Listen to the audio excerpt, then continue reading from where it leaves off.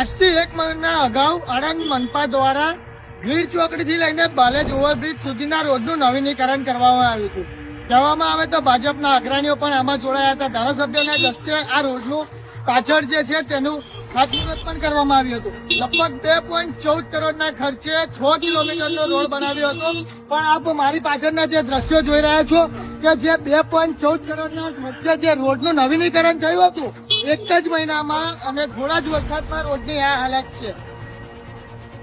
શું આણંદ મનપા દ્વારા અને કમિશનર દ્વારા આ જે રોડ બનાવનાર જે કોન્ટ્રાક્ટર છે તેના પર કોઈ પગલાં લેવામાં આવશે કે પછી પ્રજાના ટેક્સના પૈસે આમને આમ જે વેડફાટ થાય છે તે જ વેડફાટ આવીને આવી રીતે જોવા મળશે?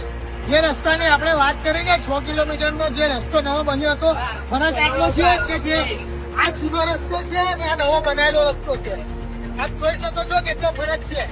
આજના રસ્તામાં થોડા જ વર્ષોમાં આ નવો બનાવેલો જે રસ્તો છે ને સાહેબ, આ પ્રજાના પૈસે જે ટેક્સ ભરે છે ને એના પૈસે બનાવેલો રોડ હતો અને અત્યારે થોડા જ વરસાદમાં આ રસ્તાની હાલત છે.